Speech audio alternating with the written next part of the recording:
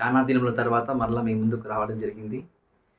ఈరోజు నేను పరిచర్య చేస్తున్నానన్నా అది మొట్టమొదట దేవుని యొక్క ప్రేమ అయితే, రెండవది మీ ప్రార్థన వలన, మీ యొక్క సపోర్ట్ వలన నా కోసం ఎంతగానో మీరు వీడియోలు చూశారు, సబ్స్క్రైబ్ చేశారు. ఎక్కడో ఒక 10 మంది 20 మంది సబ్స్క్రైబ్స్ ఉన్న నాకు చివరిగా ఒక 370 సబ్స్క్రైబ్స్ అయ్యారన్నది కేవలము మీ ప్రేమను బట్టే. మరి అలాంటి ప్రేమను నేను కాదనక ఇంకా మీ ప్రేమను సంపాదించుకోవడానికి, మీ ప్రేమలో నేను ముందుకు కొనసాగటానికి మళ్ళీ ఈరోజు వచ్చాను. కానీ ఈరోజు రావడానికి చాలా కారణం ఉందండి. ఏంటిదయ్యా కారణం అంటే, ఎందుకో ఈ భూమి మీద ఉన్నప్పుడు ఏదో ఒక పరిచర్య చేసి వెళ్ళిపోవాలి అనేది ప్రతి ఒక్క భక్తునికి ఒక తలంపు, ఒక ఆలోచన. అది ప్రతి ఒక్కరికి తెలుసు. కానీ నేను ఏం చేశాను? దేవుని నామానికి మహిమ కలిగే విధంగా నేను ఏం చేశానని ఒక ఆలోచన నాలో వచ్చినప్పుడు, ఒక గొప్ప కార్యము, అది నా కార్యం కాదు, దేవుని కార్యము తలపెట్టడానికి దేవుడు ఒక మంచి తలంపించాడు. ఏంటిది ఆ తలంపు అంటే, కీర్తనలు చెప్పాలని, 150 కీర్తనలు మీ ముందుకు తీసుకొని రావాలని దేవుడు ఒక మంచి తలంపించాడు. మరి ఆ తలంపును మరి దేవాతి దేవుడు నాకు ఇచ్చాడు కాబట్టి ఆ దేవాతి దేవునికి ముందుగా యేసుక్రీస్తు వారి నామము నాకు కృతజ్ఞతలు చెల్లించుచున్నాను. మరి ఈ 150 కీర్తనని వివరిస్తానా? నేనంత గొప్పన్నా? నాకంత జ్ఞానం ఉందా?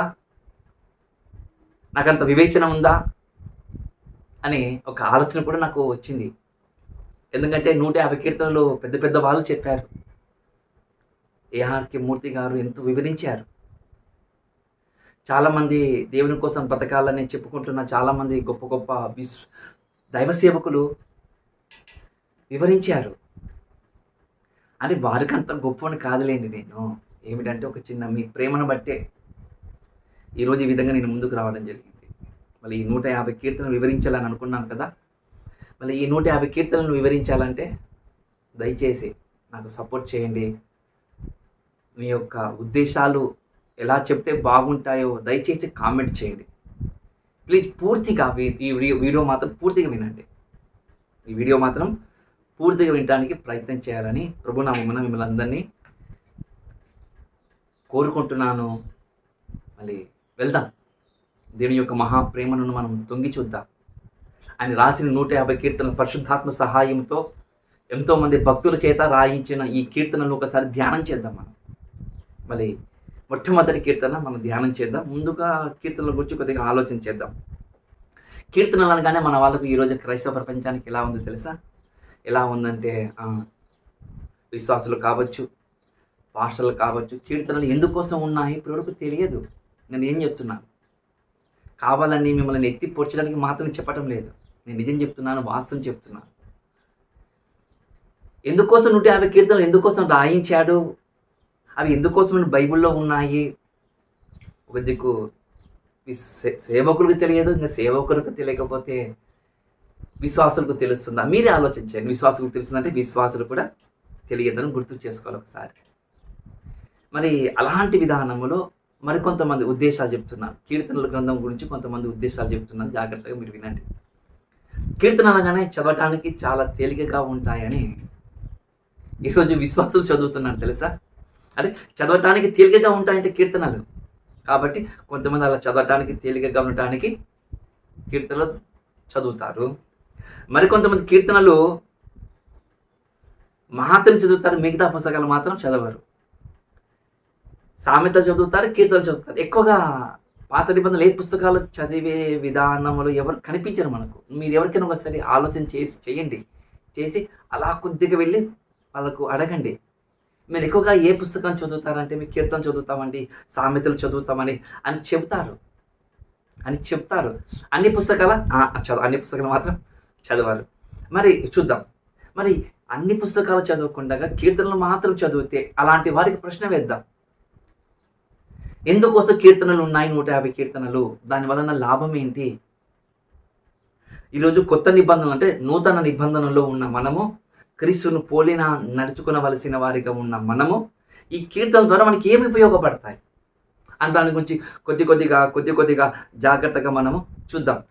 మరి కొంతమంది ఈ విధంగా అంటారు, కీర్తనలు ఎవరు రాశారయ్యా అని అంటే మీ మనసులో ఉన్నమాట నిజం చెప్పండి, ఎవరు రాశారు చెప్పండి? దావీదని చెప్పేస్తారు కదా. దావీదని వెంటనే చెప్పేస్తారు మీరు. ఇంకొక మాట తక్కువ అని చెప్పి మీకు అర్థం కావడానికి, మొదటి కీర్తన ఎవరు రాస్తారంటే దావీదని అంటారు. ఎలా మీరు ఎలా అని ఈ కీర్తన రాశారు, మీరు ఎలా ఒప్పుకుంటారు చెప్పండి ఒకసారి. అంటే పోనీ మొదటి కీర్తనలో దావీదని కీర్తన రాశాడని ఉందా? కానీ దావీదని ఒక 3 అక్షరాల పదం రాయలేడా? భక్తులు ప్రింటింగ్ చేయడానికి వాళ్ళకి మనసు రాలేదా? అంటే సంథింగ్ ఏదో ఉంది. అలా చూద్దాం, ఇంకా కొద్దిగా జాగ్రత్తగా మనం చూద్దాం. మరి కొంతమంది అంటారు కీర్తనలో దావీదు గారు రాశారండి. నువ్వు 130 కీర్తన రాస్తే దావీదు గారు రాశారండి, 122 దావీదు గారు రాశారండి. అంతే, యాత్ర కీర్తన దావీదు రాశారు, పేరు లేని కీర్తనను దావీదే రాశారు. మీరు ఎలా ఒప్పుకుంటారు? ఒప్పుకోకుండా ఉండటానికే నేను ఈ మాటలు చెప్పడానికి నేను ప్రయత్నం చేస్తున్నాను. మనం ఒప్పుకోవాలంటే మనకు ఆధారం కావాలి, ఒప్పుకోవాలంటే బ్యాక్గ్రౌండ్ కావాలి మనకు. మళ్ళీ బ్యాక్గ్రౌండ్ తెలియకుండా మనము ఆ వ్యక్తి రాస్తాడని మనం ఎలా చెప్పుకుంటాం చెప్పండి? ఆ వ్యక్తి రాస్తాడని ఎలా ఒప్పుకుంటాం మనం? ఆ వ్యక్తి రాశాడని ఒప్పుకుంటే బ్యాక్గ్రౌండ్ తెలియాలి, చరిత్ర తెలియాలి, ఆ కాల పరిస్థితులు మనకు తెలియాలి. అప్పుడు మనకు కీర్తన యొక్క సారాంశం మనకు అర్థమవుతుంది. చూద్దాం, వెళ్దామా? మరికొన్ని మాటలు కీర్తన గురించి ఆలోచించేద్దాం. మళ్ళీ ఆత్మీయ జీవితానికి ఈ కీర్తనలు ఉపయోగపడతాయంట. బాగా చూడండి, మన యొక్క భక్తి జీవితం ఎక్కడైనా ఆగిపోయింది అనుకోండి, అలాంటి వారికి కీర్తనలు చాలా చాలా చాలా ఉపయోగపడతాయంట. అంతేకాదు, ఈ కీర్తనలు చరిత్రతో కూడుకున్న మిళితమైన కీర్తనలు అంట. ఈ 150 కీర్తనల్లో ఈ 150 కీర్తనలు చరిత్ర ఉందంట. చరిత్రతో కూడుకున్న కీర్తనలు అంట. అతి ప్రియమైన దేవుని సంగమ. మరికొంతమంది అంటారు వ్యక్తిగత జీవితాలకు ఈ కీర్తనలు చాలా చాలా దగ్గరగా ఉంటాయంట. చూడండి, వ్యక్తిగత కీర్తనలు ఈ కీర్తనలు చాలా చాలా దగ్గరగా ఉంటాయంటే అవును అంట. ఇంకొక మాట చెప్తున్నాం, మనుషుల హృదయాన్ని దేవుని యందు ఎలా వ్యక్తపరచాలనో, ఎలా ప్రతిబింబించాలనో ఈ కీర్తన మనకు చెప్తాయంట. దేవునికి మనిషికి వీరి మధ్యన ఉన్న బాండింగ్ ఎలా ఉండాలనో ఈ 150 కీర్తనలు మనకు చెబుతాయట. అంటే అంత గొప్ప సారాంశం ఉందా ఈ 150 కీర్తనలు అంటే? అవును, ఈ 150 కీర్తనలో అంత సారాంశం ఉందని చెప్తున్నాను మీకు నేను. అంత సారాంశం ఉంది.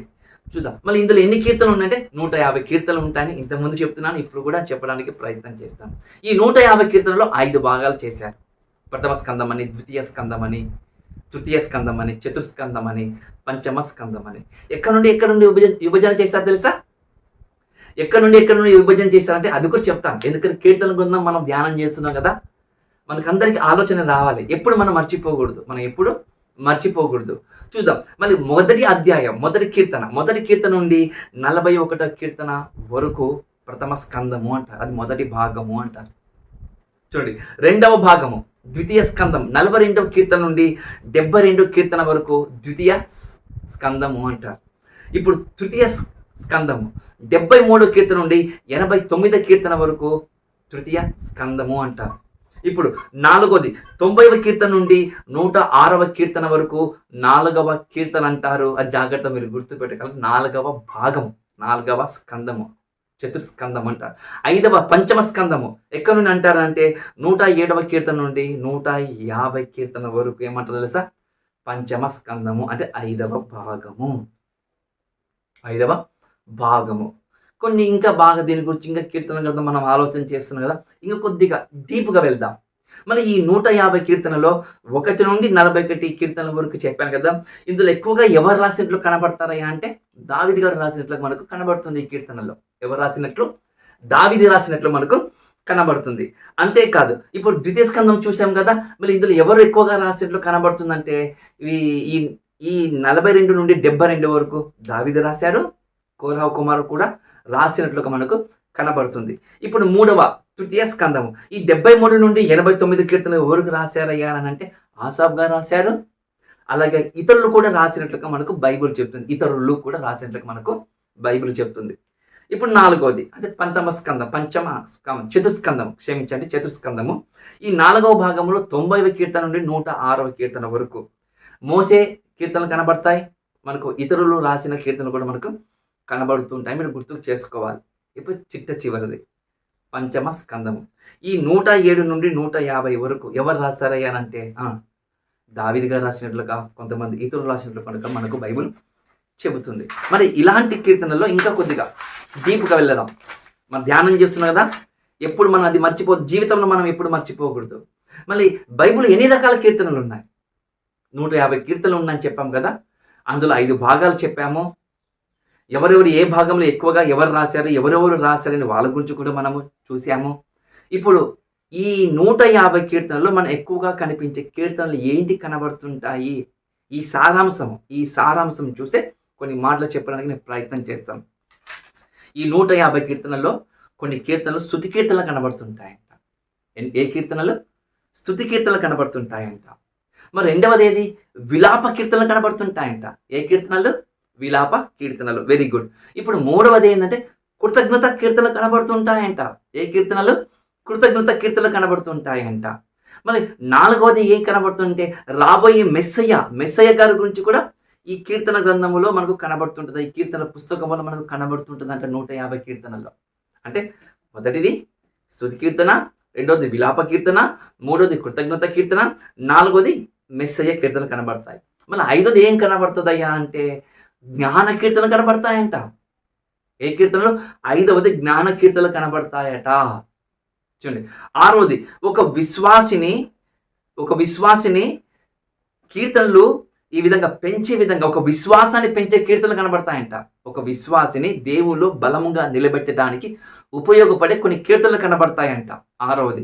ఏడవది ఇంకేం కీర్తనలు కనబడతాయంటే ఏం కీర్తనలు కనబడతాయంటే పక్షాతాప కీర్తనలు కనబడతాయంట. పక్షాతాపం, ఆవేదనతో, బాధతో, మారు మనసుతో కూడుకున్న కీర్తనలు కనబడతాయట ఈ 150 కీర్తనలో. మరి ఎనిమిదవది ఏదయ్యా అంటే దేవుని నుండి వచ్చిన తీర్పుతో కూడిన కీర్తనలు కనబడతాయంట. అంటే తీర్పులు వచ్చాయి కదా, ఆ తీర్పుల్లో ఎలా వచ్చాయి, ఎవరికి వచ్చాయి, ఏ విధంగా వచ్చాయని మనకు ఈ కీర్తన యొక్క సాహసం మనకు చెప్తుందంట 8వది. 9వది ఏంటంటే చరిత్ర కీర్తనలు కనబడతాయంట. ఏం కీర్తనలు? చరిత్ర కీర్తనలు కనబడతాయంట. 10వది యాత్ర కీర్తనలు. 10వది యాత్ర కీర్తనలు మనకు కనబడతాయంట. మళ్ళీ ఈ 150 కీర్తనల్లో 10 భాగాలు చూసాం. స్తుతి కీర్తనలంట, విలాప కీర్తనలంట, కృతజ్ఞత కీర్తనలంట, మెస్సయ్య కీర్తనలంట, జ్ఞాన కీర్తనలంట, విశ్వాసం పెంచే కీర్తనలంట, పక్షతాపంతో కూడుకున్న కీర్తనలంట, దేవుని నుండి ఒక తీర్పు రాబోతున్న తీర్పును బట్టి కీర్తనలు కనబడతాయంట, చరిత్ర కీర్తనలు కనబడతాయంట, యాత్ర కీర్తనలు కూడా కనబడతాయంట. ఓకే, ఇంకేమన్నా మర్చిపోయామా? చెప్పండి, ఇంకేమన్నా మర్చిపోయామా?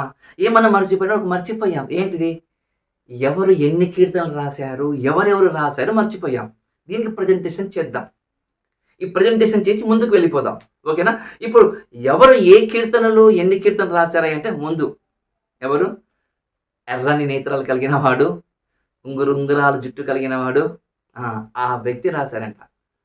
దేవుడు మెచ్చుకున్న వ్యక్తి ఎవరు? దావీదు గారు, ప్రియుడు. ఆ ప్రియుడు ఎన్ని కీర్తనలు రాశాడా అంటే 75 కీర్తనలు రాశాడట. ఎన్ని కీర్తనలు? 75 కీర్తనలు రాశాడట. ఇంకా రెండవది ఆసాపు కీర్తనలు. ఏ కీర్తనలు? ఆసాపు గారు రాసిన కీర్తనలు కనబడతాయంట. ఎన్ని తెలుసా? 12 కీర్తనలు కనబడతాయంట. ఆసాపు రాసిన కీర్తనలు 12 కనబడతాయంట. కోరాహు కుమారులు రాసిన కీర్తనలు 11 కనబడతాయంట. సులోమోను రాసిన కీర్తనలు 2 కనబడతాయంట. మోసే రాసిన కీర్తనలు 1 కనబడుతుందంట. హేమాను రాసిన కీర్తన 1 కనబడుతుందంట. ఏతాను రాసిన కీర్తనలు 1 కనబడతాయంట. మిగిలిన కీర్తనలు 49 కీర్తనలు ఎవరు రాశారయ్యానంటే చరిత్రకారులు చెప్తున్నమాట, భక్తులు చెప్తున్నమాట. దేనిని బట్టి? బ్యాక్గ్రౌండ్ బట్టి, ఆ కీర్తనల యొక్క బ్యాక్గ్రౌండ్ బట్టి, ఆ కీర్తనను బట్టి, చరిత్రకారుని చరిత్ర విధానాన్ని బట్టి ఎవరు రాశారు అంటే హెజ్రా, నెహిమియా రాశాడట. హెజ్రా, నెహిమియా రాశాడయ్యా అని మనకు చరిత్ర చెప్తుంది. కొంతమంది భక్తులు చెప్తున్నారు. ఏ విధంగా చెప్తున్నారు అంటే సాధన చేసి వాళ్ళు చెప్పారంట. ఈ 49 కీర్తనలు వీళ్ళు రాశారని చెప్పారంట. ఇంకొకటి ఏమైనా మర్చిపోయామా? మర్చిపోయాం. ఏంటిది? ఈ కీర్తనలు రాయడానికి 150 కీర్తనలు రాయడానికి ఎన్ని రోజులు పట్టింది తెలుసా? చెప్పండి, ఎన్ని రోజులు పట్టింది చెప్పండి? ఎన్ని రోజులు పట్టింది? ఎన్ని రోజులు పట్టిందంటే 1000 సంవత్సరాలు పట్టిందంట తెలుసా? ఈ కీర్తనలు రాయటానికి 1000 సంవత్సరాలు పట్టిందంట. ఎంత ఆశ్చర్యం చూడండి. 1000 సంవత్సరాలు పట్టిన పుస్తకం ఏది లేదు బైబిల్లో. ఇది ఒక్కటి తప్ప ఏది లేదు. చూడండి, అంత గొప్ప దేవుడు ఈ 150 కీర్తనలు మనకు రాసి ఇచ్చాడట. చూడండి, ఈ కీర్తనలో మనసు పెట్టి చదివామనుకోండి, మనసు పెట్టి, దేవుడు అన్నాడు కదా, ఏమని? పూర్ణాత్మతోని, పూర్ణ హృదయముతో, పూర్ణ మనసుతో నన్ను ఆరాధించమన్నారు కదా. అలాంటి మనసుతో మనం చదివామనుకోండి, నువ్వు దైవ సేవకులు కావచ్చు, విశ్వాసులు కావచ్చు, విశ్వాసురాళ్ళు కావచ్చు, పరిచారకులు కావచ్చు, ఎవరైనా సరే కావచ్చు, భక్తిలో నువ్వు తగ్గుముఖం పడుతున్నావంటే ఈ 150 కీర్తనలు నువ్వు మనసు పెట్టి చదివావనుకో, నీ సంతోషానికి అవధులు ఉండవట. అవునా? అవునంట. అంతేకాదు, ఆశతో ఇంకా దేవుళ్ళో ఎదగాలని నీ హృదయం పరితపిస్తూ పోతుందంట. చూడండి, ఇంకా ఏదైనా నీ బాధకు, నీ ఆవేదనకు దుఃఖము కలిగించే కీర్తన కూడా కనబడతాయి. నువ్వు మనసు పెట్టితే నువ్వు దుఃఖపడతావంట, నువ్వు బాధపడతావట. అంతేకాదు, కొన్ని కీర్తనలు మనం మనసు పెట్టి చదివామనుకో భయం కూడా కలిగిస్తాయంట తెలుసా మనకు. మన యొక్క భక్తి జీవితానికి నువ్వు ఎక్కడ పడిపోవో, ఏ శిక్షలు నువ్వు తప్పించబడ్డావో అని ఆ మాటలు మనకు కనబడుతుంది. భయముతో కలిగే విధంగా మనకు కనబడుతూ ఉంటాయంట. కీర్తనలు ధ్యానం చేసి చెప్తున్నాను. చూడండి, అంతేకాదు, విశ్వాసంతో నువ్వు కనిపిస్తా, విశ్వాసంతో ఎదగటానికి, విశ్వాసంతో ఎదిగింప చేయడానికి ఈ కీర్తనలు ఉపయోగపడతాయట. మళ్ళీ ఇంత గొప్ప కీర్తనలు నువ్వు ధ్యానం చేసినప్పుడు వెంటనే నువ్వేం చేస్తావు తెలుసా? ఏం చేస్తావు చెప్పండి? ఏం చేస్తావు అంటే, మోకాళ్ళ మీద, 2 కాళ్ళ మీద అలా మోకాళ్ళ మీద నిలబడి దేవునికి స్తోత్రములు చెల్లించి, దేవునికి కృతజ్ఞతలు చెల్లించి, దేవునికి ప్రైసెస్ చెల్లించి, ప్రైస్ ద లార్డ్ అని చెప్పి నువ్వేం చేస్తావు సార్? మోకాళ్ళ మీద నిలబడి ప్రార్థన చేస్తావట. అంటే ఈ 150 కీర్తనలు మనసు పెట్టి ధ్యానం చేసి ఇంత సారాంశం ఉందా అంటే, ఇంత సారాంశం మనకుంది బైబిల్లో. మనం ఏమనుకున్నా చదువుతాం అంతే. మనము అలా చదివి అలా వదిలిపెడతాం. చదవడం కాదు ప్రియ దేవుని సంగమా, నా ప్రియులారా, నా సహోదరులారా, నా తల్లులారా, నా చెల్లెల్లారా, జాగ్రత్తగా వినండి. తండ్రితో సమానులైన వారు ఉంటే తండ్రితో సమానులైన వారు, అన్నలతో సమానమైన వారు ఎప్పుడైనా సరే మన హృదయాల్లో దేవుని వైపు మనము తిప్పడానికి దేవుడు అవకాశం ఇచ్చాడేమో మనకు. ఒకసారి ఆలోచన చేసుకోండి. తిప్పడానికి దేవుడు అవకాశం ఇచ్చాడో ఆలోచన చేసుకోండి. మళ్ళీ ఇలాంటి మాటలను మనం ఇంకా లోతుగా వెళ్ళి పరిశీలన చేద్దాం. మనకందరికీ తెలిసిన కీర్తననే ఏ కీర్తన? మొట్టమొదటి కీర్తన చెప్పండి. అది మనకు చెప్పినా త్వరగా వచ్చేస్తుంది కదా. చాలామంది ఈ కీర్తన వెంటనే చెప్తారు. మొదటి కీర్తన ఒకసారి చూద్దామా? Okay, very good. చూద్దాం ఒకసారి మొదటి కీర్తన. జాగ్రత్తగా బైబిల్ తీద్దాం, జాగ్రత్తగా మనసు పెట్టి మనం చదువుదాం. మొదటి కీర్తన, ప్రథమ స్కందము. ఎవరు రాశారో తెలియదు. కానీ ఈ యొక్క రచనా శైలిని బట్టి, ఈ లిటరేచర్ని బట్టి ఎవరు రాశారయ్యానంటే ఫలానా వాళ్ళు రాశారు. ఎవరు రాశారనంటే ఇద్దరు వ్యక్తులు తెర మీదకి వస్తారు. ఎవరు తెర మీదకి వస్తారయ్యానంటే ఈ యొక్క రచనా విధానాన్ని బట్టి చూస్తండి ఎజ్రా గారు కనబడతారని ఒక గుంపు, మరొక గుంపు దావీదు కూడా రాశాడని మరొక గుంపు కూడా మాట్లాడుతుంది. అంటే 2 గుంపులు ఉన్నాయా? ఆ 2 గుంపుల్లో ఒకటి ఎజ్రా అని, ఒకటి దావీదు గారని. ఎవరు ఏ కీర్తన రాసి, నేను ఒక మాట చెప్తున్నాను, ఎవరు ఏ కీర్తన రాసి, నేను ఒకటే ఒక మాట చెప్తున్నాను. ఏంటిది ఆ మాట అంటే, అది మన భక్తి జీవితాన్ని పెంపొందించుకోవడానికే, మన భక్తి జీవితానికి పురికొలింపబడడానికే ఈ కీర్తన రాసి మీరు గుర్తు చేసుకోండి. ఇందులో ఎన్ని వచనాలు ఉంటాయంటే 6 వచనాలు ఉంటాయి. ఎన్ని వచనాలు? 6 వచనాలు ఉంటాయి. మరి ఈ 6 వచనాల యొక్క సారాంశము కొన్ని నిమిషాలు మనం ముగిద్దాం. జాగ్రత్తగా చూద్దాం. ఈ 150 కీర్తనలో మొదటి కీర్తన. ఓకే, నాకు బెస్ట్ ఆఫ్ లక్ చెప్తారు కదా. Okay, thank you so much. చూద్దాం. మనం మొదటి కీర్తన ఎవరు రాస్తారే అంటే చెప్పాను కదా, ఎజ్రా కావచ్చు, దావీదు కావచ్చు. చదువుదాం. ఏమని చెప్తుంది బైబిల్? దుష్టుల ఆలోచన చెప్పుడు నడువక పాపుల మార్గము నిలవక అపహాస్యకులు కూర్చుని చోట కూర్చుండక యెహోవా ధర్మశాస్త్రమందు ఆనందించుచు దీవారాత్మను ధ్యానించువాడు ధన్యుడు. అతడు నీటి కాలువల ఎరను నాటబడినదై ఆకు వాడక తన కాలమందు ఫలమిచ్చి చెట్టు వలె ఉండును. అతడు చెయ్యిందంత సఫలమగును. దుష్టులు అలాగా ఉండక గాలి చెదరగొట్టు పొట్టు వలె ఉందురు. కాబట్టి న్యాయ విమర్శలో దుష్టులను, నీతిమంతుల సభలో పాపులను నిలవరు. నీతిమంతుల మార్గము యెహోవాకు తెలియను, దుష్టుల మార్గము నాశనముకు నడువును. ఈ 150 కీర్తనలో ఈ మొదటి కీర్తన మనం చదువుకున్నాం 6 వచనాలు. ఈ 6 వచనాల్లో మొదటి 3 వచనాలు ఉన్నాయి కదా. మొదటి 3 వచనాలు బాగా చెప్తున్నాను, జాగ్రత్త వినండి. సబ్జెక్ట్ మనం వెళ్తున్నాం. మొదటి 3 వచనాలు ఒక విశ్వాస జీవితానికి, ఒక విశ్వాసి దేవునిలో ఎదగడానికి ఉపయోగపడుతుంది ఈ 3 వచనాలు. ఓకేనా? ఓకే. మరి రెండవది తన పరిచర్య. ఎవరు పరిచర్య? దైవ సేవకుని పరిచర్య. ఎవరు పరిచర్య చేయండి. నువ్వు తబలా కొడతావా, హార్మోన్ వాయిస్తావా, నువ్వు ఊడుస్తావా, నువ్వు ఏం చేస్తావు నాకు తెలియదు. నువ్వు మైక్ సిస్టమ్ పెడతావా, ప్రొజెక్టర్ పెడతావా, నీ ఏదన్నా పెట్టిన కాదనను. కానీ బైబిల్ మాత్రం చెప్తుంది నీ భక్తి జీవితానికి పెంపొందించుకోవాలంటే ఈ 3 వచనాలు చాలా చాలా ఉపయోగపడతాయట. ఇది రెండవది. ఇప్పుడు మూడవది సంఘము దేవుని నామానికి మహిమకరముగా సంఘము ఉండాలని ఒకవేళ నీవు అనుకుంటే ఈ 3 వచనాలు ఖచ్చితంగా సంఘము పాటించాలట. అంతేకాదు, 4వది ఈ 3 వచనాలు ఎవరు చెందుతా తెలుసా?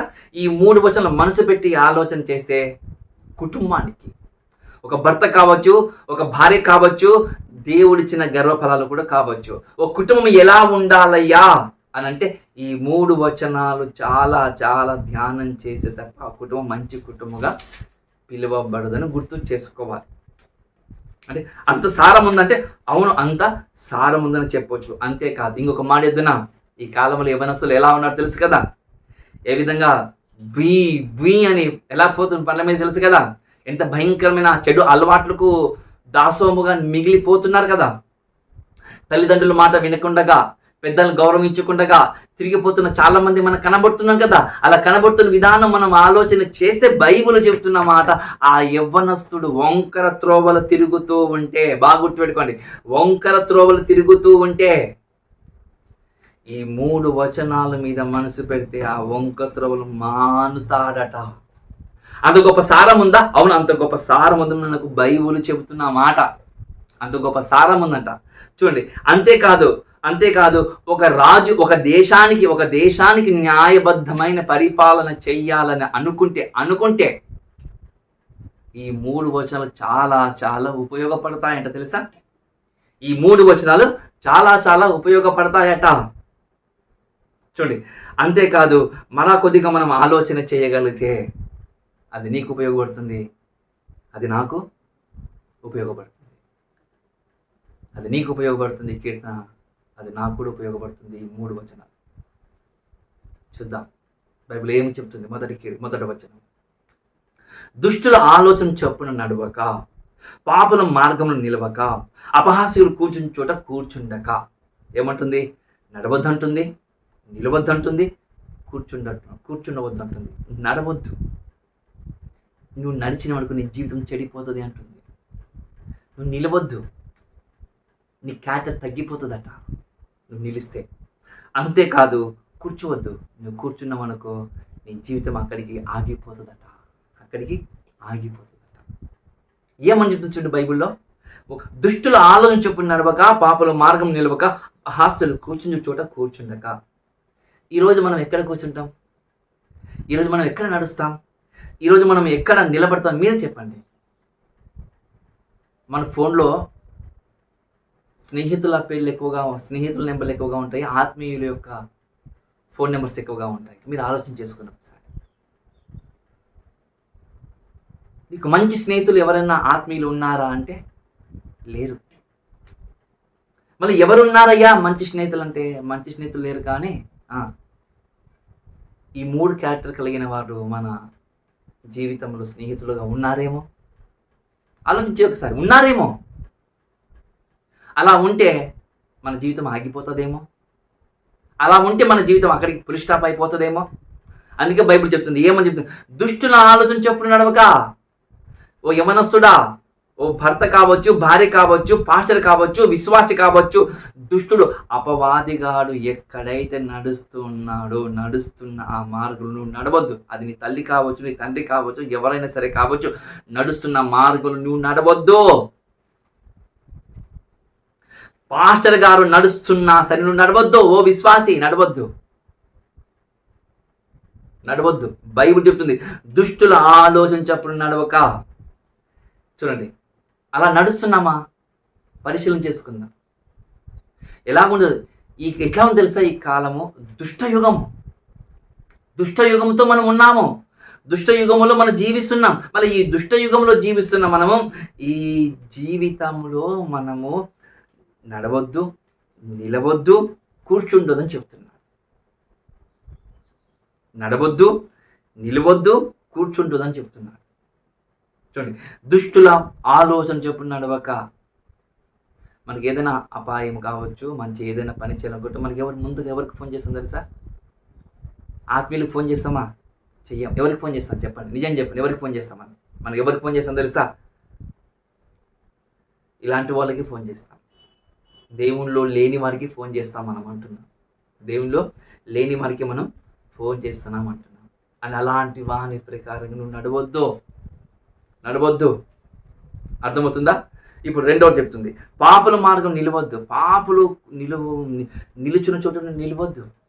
ఎందుకంటే ఆ పాపపు జీవితములో నువ్వు నిలబడ్డావనుకో, నేనేమంటారు తెలుసా, వాడు కూడా అలాంటి వాడే అని అంటారు. ఆ మాట రాకుండా ఉండాలంటే బైబిల్ చెప్పింది కదా, అపోస్తల కార్యము 2వ అధ్యాయంలో, ఈ తరము వారికి వేరే ఉండే రక్షణ పొందమని చెప్పింది కదా.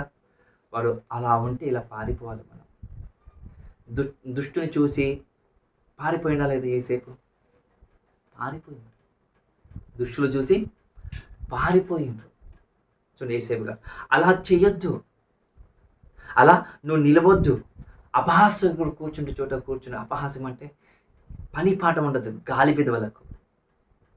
బెదవలకు పని పాట ఉండదు. ఎక్కడో కూర్చుంటారు, గప్పాలు కొడతారు. దేవుని గురించి ఏమన్నా ఆలోచించారు, దేవుని గురించి కూడా ఆలోచన చేయడం సవాళ్ళు. మీకు రోషం రావాలని చెప్తున్నాను ఈ మాట, నీకు నేను.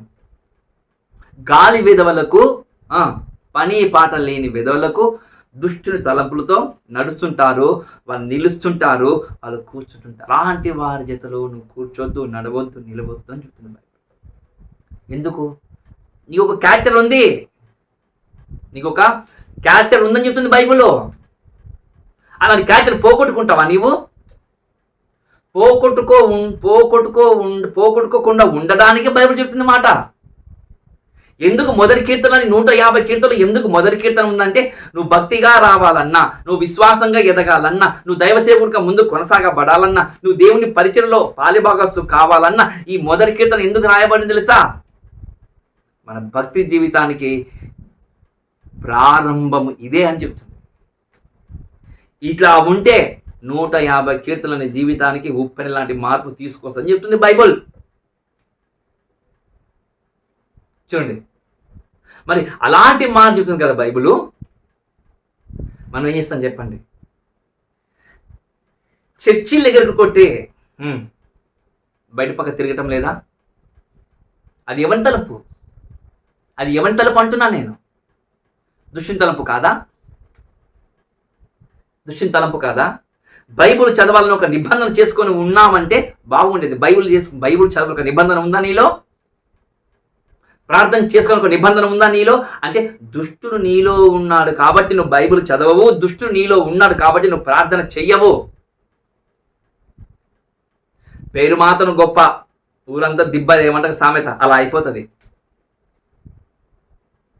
భక్తి కులమానం రావాలంటే నువ్వు ప్రార్థనలో ఉండు. భక్తి కులమానం రావాలంటే నువ్వు మందిరానికి వెళ్ళు. నీ భక్తి విరిగానికి, నువ్వు భక్తి మార్గం ఇంకా పెంపొందించుకోవాలంటే ధ్యానించే వాక్యము బైబిల్ చెప్తుంది. ఏమని చెప్తుంది చూడండి, యెహోవా ధర్మశాస్త్రమందు ఆనందించుచు దీవారాత్రము దాన్ని ధ్యానించు వారు ధన్యుడు. ధ్యానం చేస్తున్నామా? చదువుతున్నాం. ఈరోజు మనము చదువుతున్నాం, ధ్యానం చేయడం లేదు. ధ్యానం చేయాలంటే నెమరు వేయాలి. నెమరు వేసుకునే విధంగా మనం ఉన్నామా? నెమరు వేస్తున్నామా? మనం ఏం నెమరు వేస్తామో ఇంకా మీకు బాగా తెలుసు అనుకుంటాను. వాట్సాప్, ట్విట్టర్లు, ఫేస్బుక్, చాటింగ్. అదే వాట్సాప్ ఎక్కువగా మనం ధ్యానం చేస్తుంటాం. ఇంకా రిప్లై రాలేదేంటి? ఇంకా రెస్పాన్స్ రాలేదేంటి?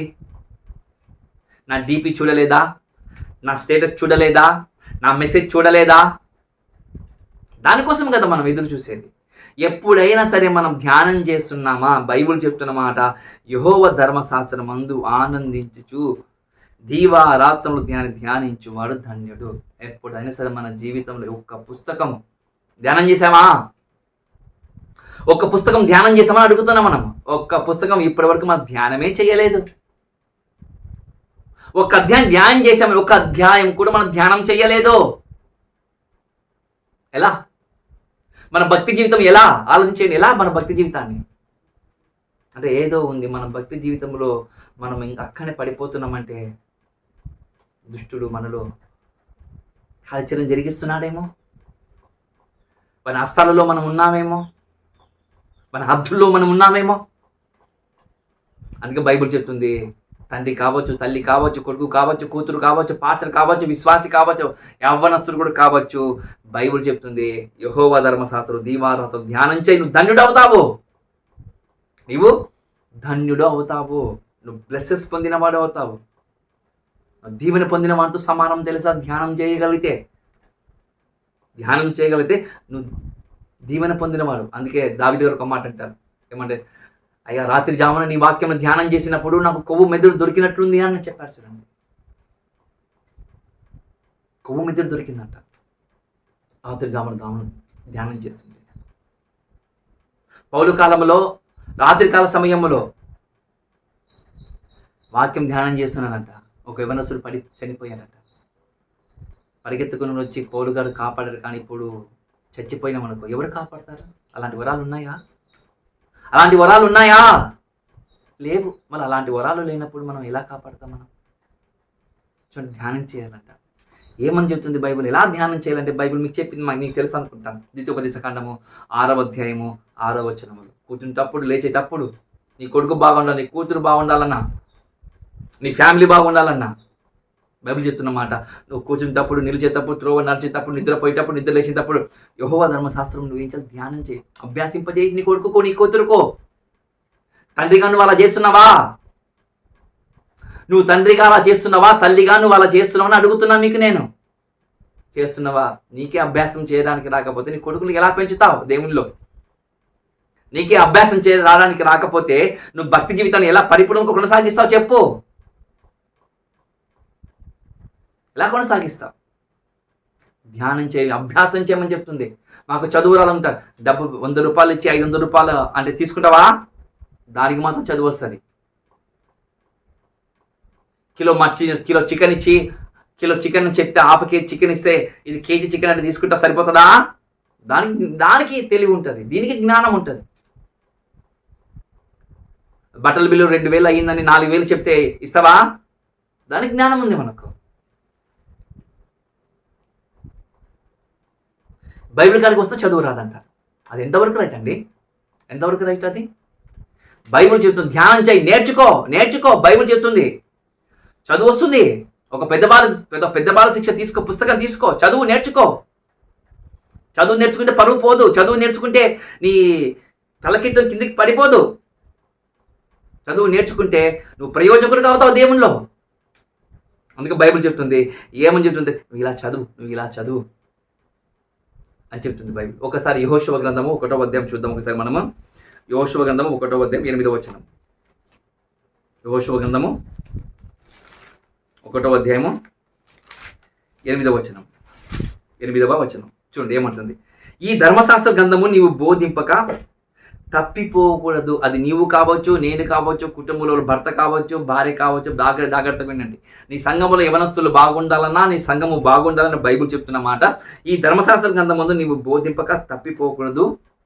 దానిలోని వ్రాయబడిన వాటన్నిటి ప్రకారం చేయుటకు నీవు జాగ్రత్తగా పడున్నట్లు దీవరాత్రం దానిని ధ్యానించిన ఎడల నీ మార్గమును వర్ధిలింపజేసి కొని చక్కగా ప్రవర్తించేదవు. నువ్వు యెహోవా ధర్మశాస్త్రము ధ్యానం చేసావనుకో, నీ ప్రవర్తన బాగుంటుందని చెప్తుంది.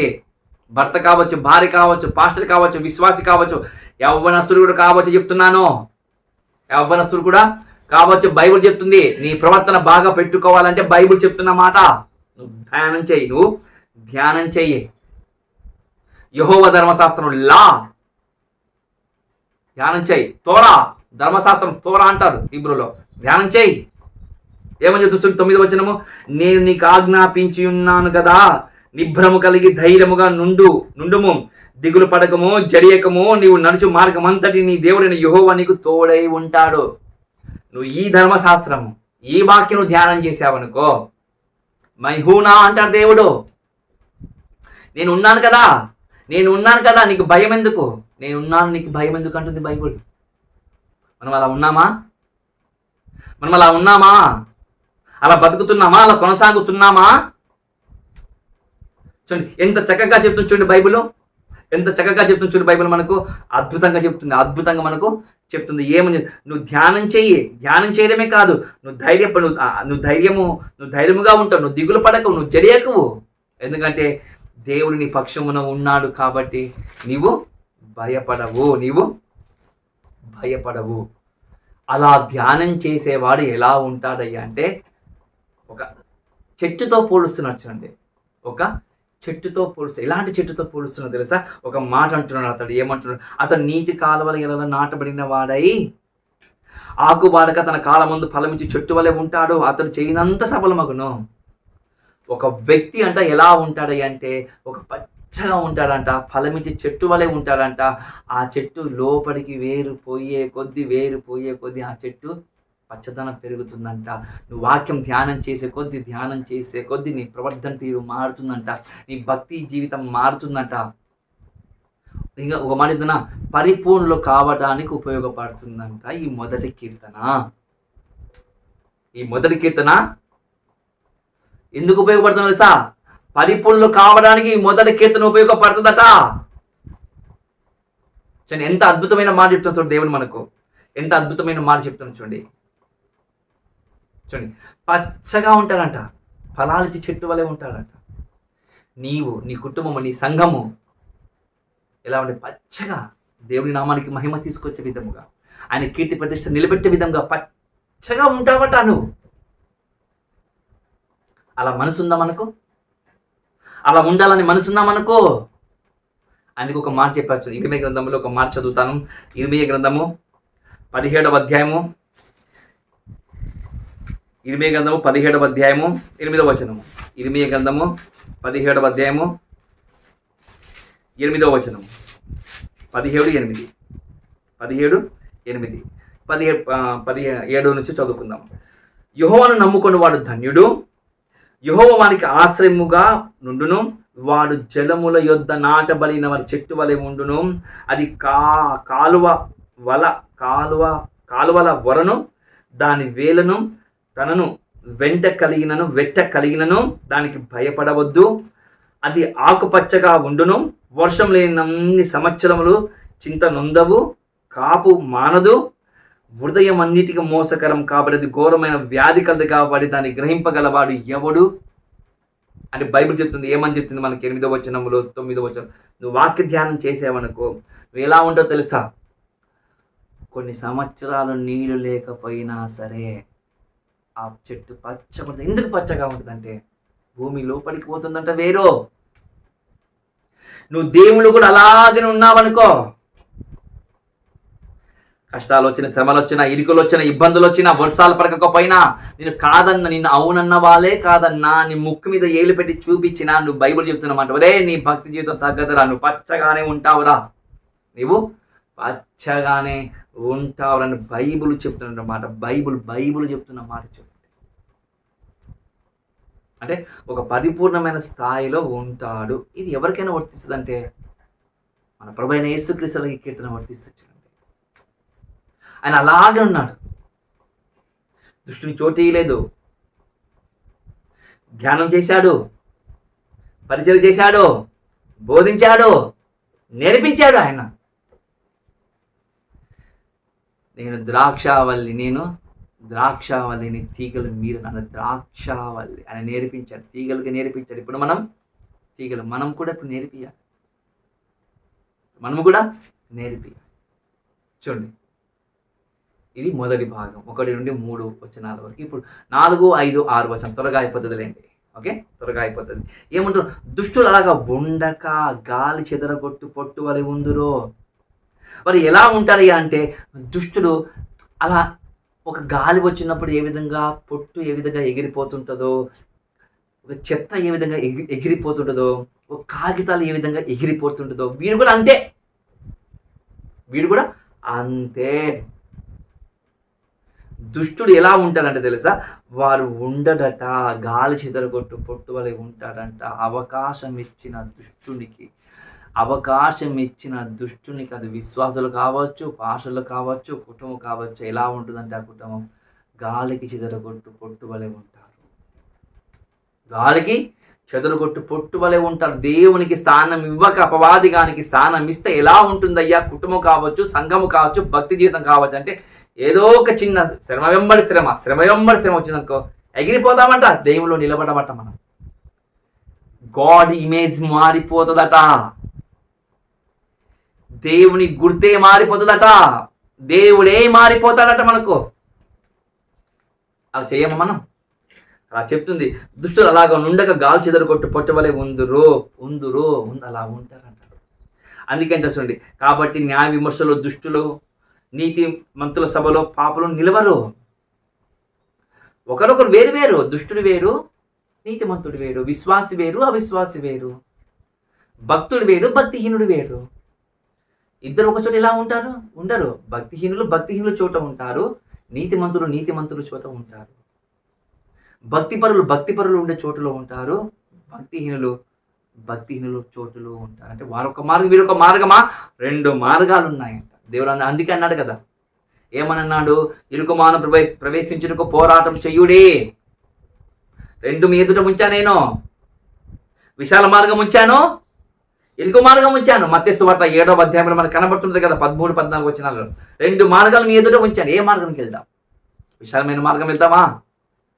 సచ్చి నరకానికి పోవడానికి విశాల మార్గం వెళ్దామా? దేవుడిచ్చిన ఈ శరీరాన్ని బట్టి మన సొంతముగా మన జీవితాల కోసం, మన కష్టం కోసం, మన బతుకుల కోసం మనం బతుకుతూ అలా పోతూ ఉంటే మనము ఏమైతే చెప్పండి? నరకానికి పోమా? దేవుడిచ్చే గాలి పీల్చుకున్నావు, దేవుడిచ్చే ఆహారం తిన్నావు, అన్నీ అనుభవించుకుంటూ నరకానికి పోతావా? విశాల మార్గానికి పోతావా? బైబిల్ చెప్తుంది విశాల మార్గం వద్దు, అది నీ ఎదుట ఉంది. ఇరుకు మార్గం నీ ఎదుట ఉంది. ఇరుకు మార్గమును ప్రవేశించుటకు పోరాటం చేద్దాం. మనమందరము పోరాటం చేద్దాం. భక్తిహీనులు విశాలమైన మార్గంలోనే వెళతారట. నరకానికి వెళ్ళేవారు ప్రతి ఒక్కడు కుటుంబములో విశాలమైన మార్గంలోనే ఉంటారట. విశాలమైన మార్గము అది గొప్పగా ఉంటుంది. దాన్ని ఎవడు ఆపడు. నువ్వు చర్చికి రమ్మని కూడా ఎవరు పిలవడు. నువ్వు ప్రార్థన చేసుకోమని ఎవరు చెప్పడు. ధర్మశాస్త్రం చదవమని ఎవరు చెప్పడు.